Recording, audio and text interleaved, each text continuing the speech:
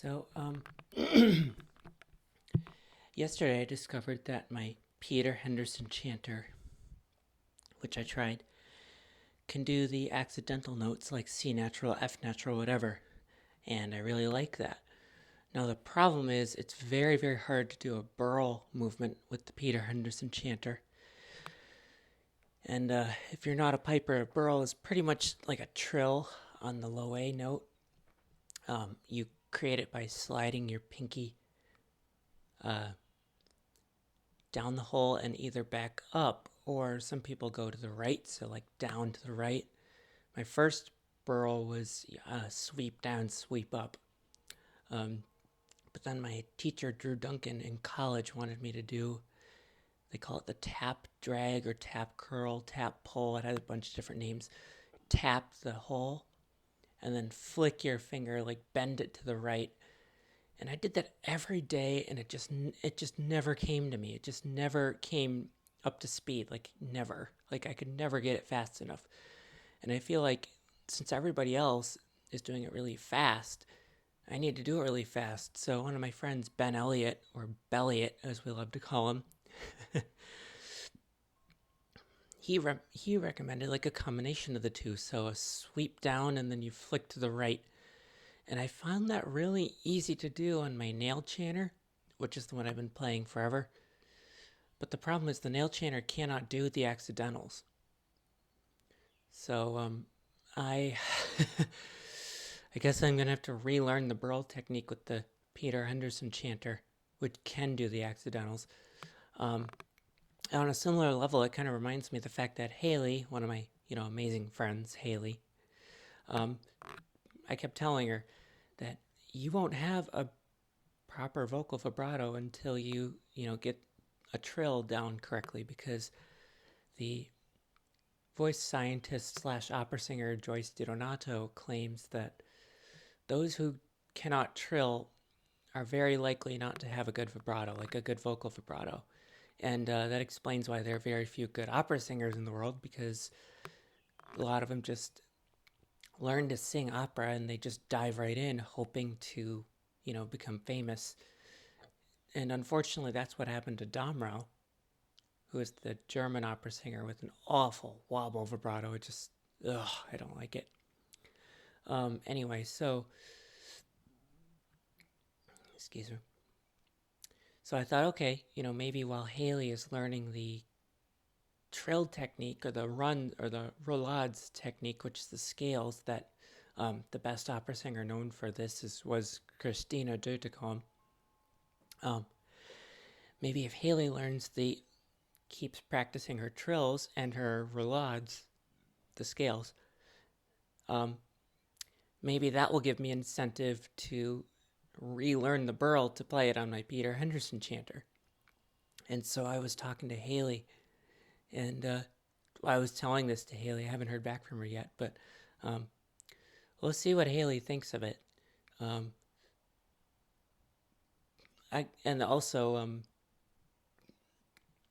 Joyce advises the singer to do a trill trill exercises for 5 minutes a day, daily, and for at least a month. And it may take longer than a month, but at least a month. And Joyce said, 5 minutes a day in a month, you should have a good trill. So I'm kind of modeling that off of my burl, because burls are super hard on this Peter Henderson chanter. Maybe 5 minutes a day, start slowly, and then kind of build my way up to a good burl, so that I can not only have a good burl, but also have the ability for accidental notes, which this Peter Henderson chanter can do. So I'll get the pipes out. Oh, and by the way, my bass reed was tuning pretty far down, so I think I might actually adjust the screw on it so that it tunes in a better position.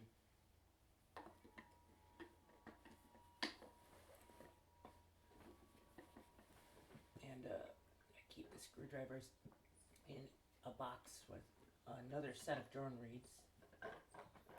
Just look at it, look through it. It's kind of hidden here with everything else in this case. Okay, there we go. Found the box. And then put the screwdriver in like a little slit in the box. But who knows, maybe the base wrench is already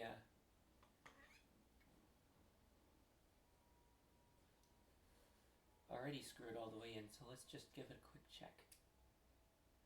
Oh no, it's actually screwed all the way flat. Tuning wise, it's screwed all the way flat. Guess that makes sense. So I'm gonna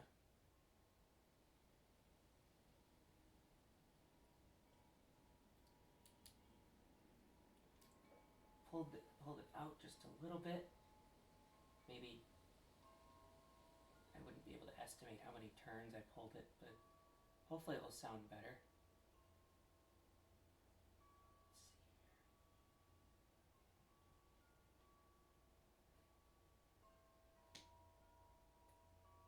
Let's see here. A little crooked. This nose cap kind of thing has a flat side to it. So I need to make sure that the flat side aligns with the, they call it the bed of the drone reed. Oh, and by the way, my window's open because I love the fresh air. So, alright, now let's grab the top sections of these.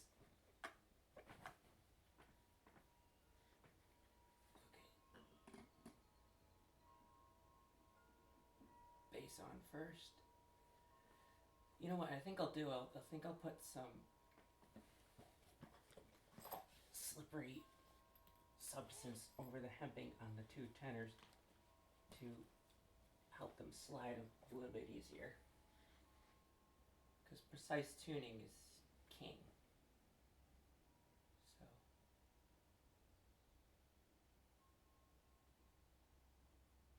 So it's cork grease, I think.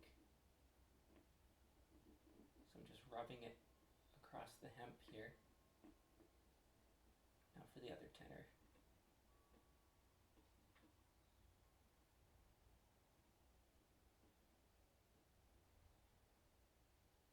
It would be like the equivalent of putting Teflon tape over the slides so that they have a nice smooth, so that you get a nice smooth motion when tuning.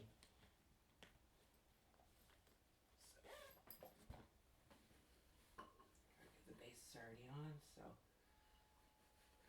let's see, which one is this? Man, these chords, Dad is seriously gonna have to tighten them really bad because these chords will not stay in their canyon. The chords are supposed to stay in the canyon, and they're supposed to, help so that they don't fall off your shoulder. Ah, pretty smooth, huh? I knew this cork grease would work out well.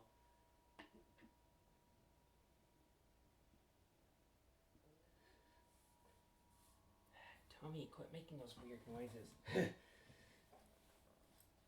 I think I'll just start out with drones only. So let me find the cork. Okay, there we go.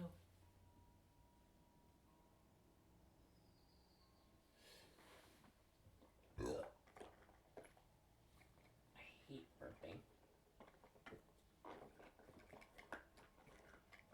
Okay, where the heck did the blowpipe go? Can't play without a blowpipe. Ah.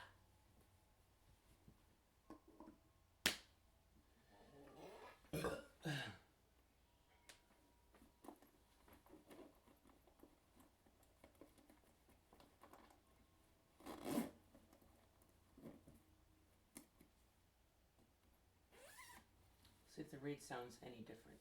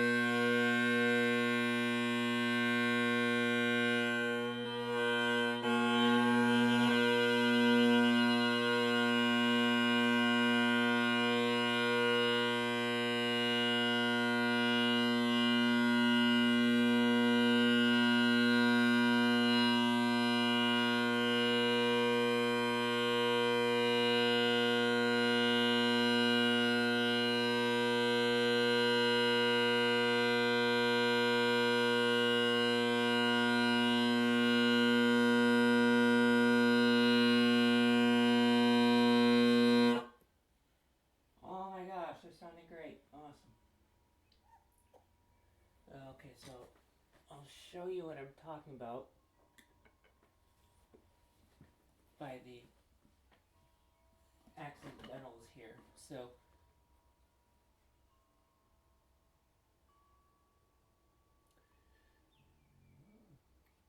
this chanter here, right now, that I have right now, is my Naill chanter.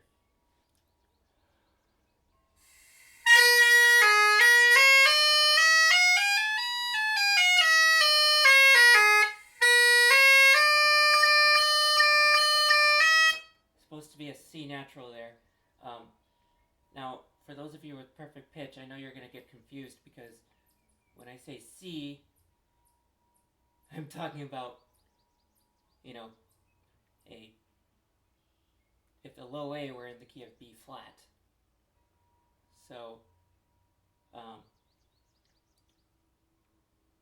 it produces a concert D when I do the alternate between the fingering of regular C sharp in Piper speak and C natural in Piper speak.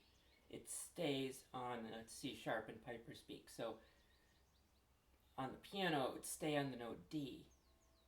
It's supposed to go down to a C sharp on the piano when I finger the C natural. Again, the names of the notes have always stuck, so if it's the note A, it's the note A. If it's so, like, relative to a piano, you just drop the notes by a half step.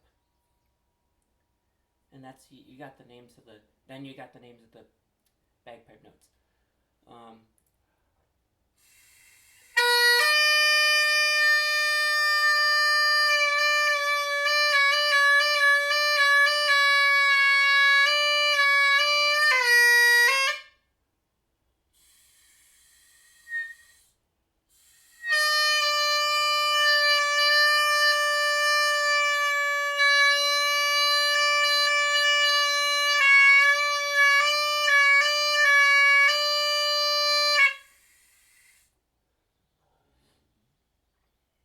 I think it's because I did carve on the C just a little bit.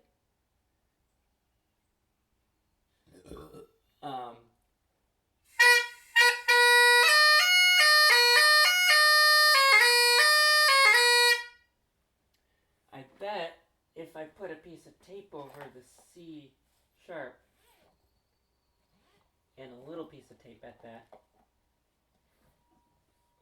might actually, when I finger the accidental note, it might actually be a C natural.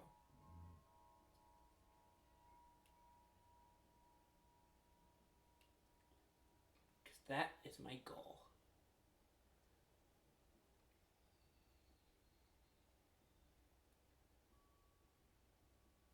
Just getting the tape here. Alright. Tape. Put the tape back. Alright. Okay, let me find the hole here. Alright.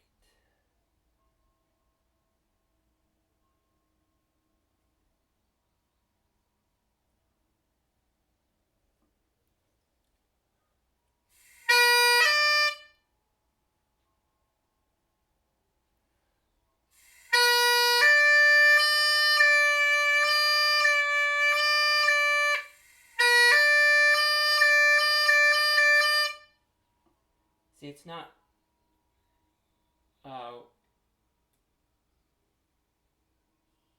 working out too well. Maybe if I cover the lower edge of the hole, maybe that will fix it.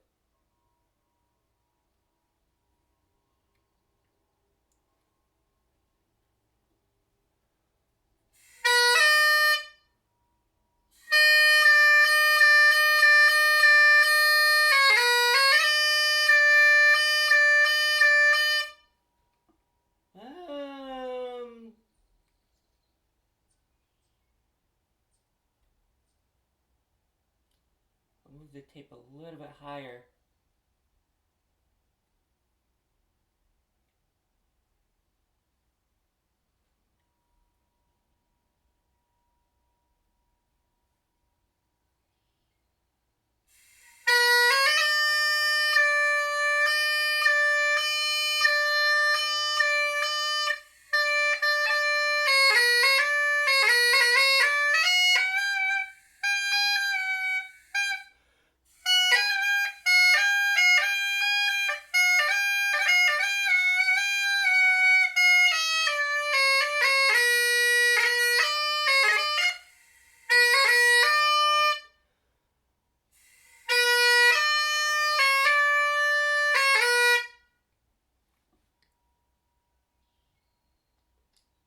close. I think it's because, now that I remember, a friend of mine actually, so, quick digression, so if a note is sharp, okay, you put tape over it.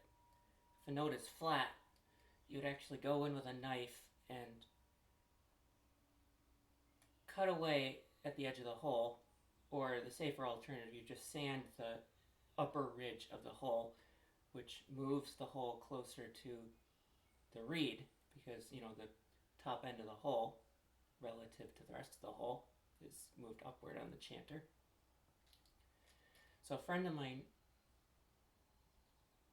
this B on this chanter was super flat, and then a friend of mine also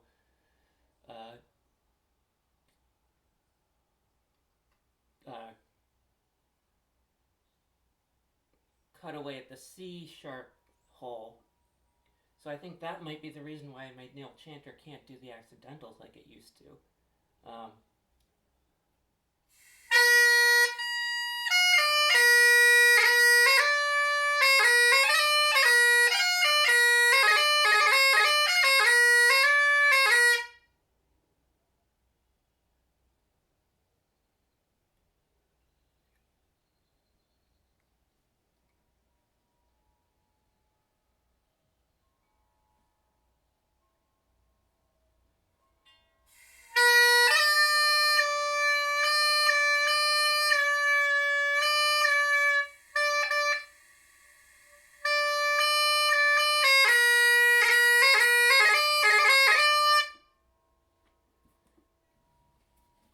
Alright, let's see how it sounds with the pipes going.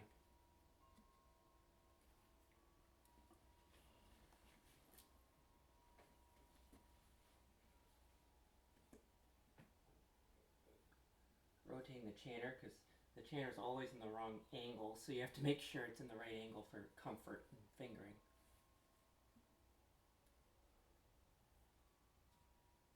Still the wrong angle. Alright.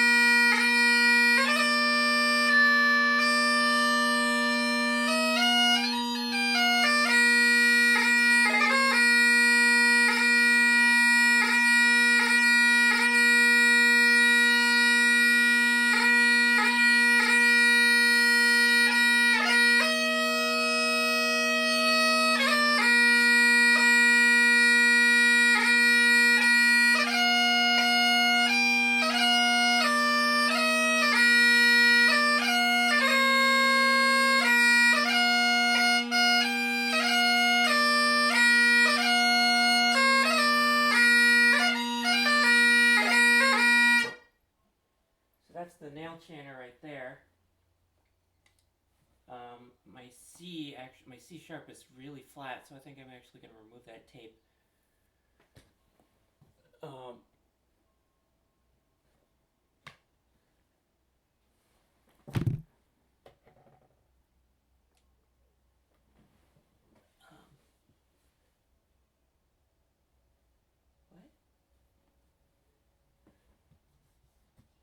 I thought I heard Lizzie.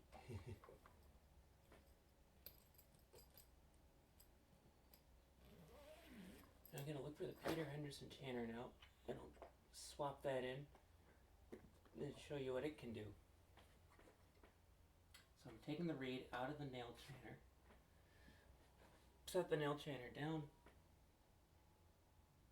and now the same reed I was using will go into the Peter Henderson chanter.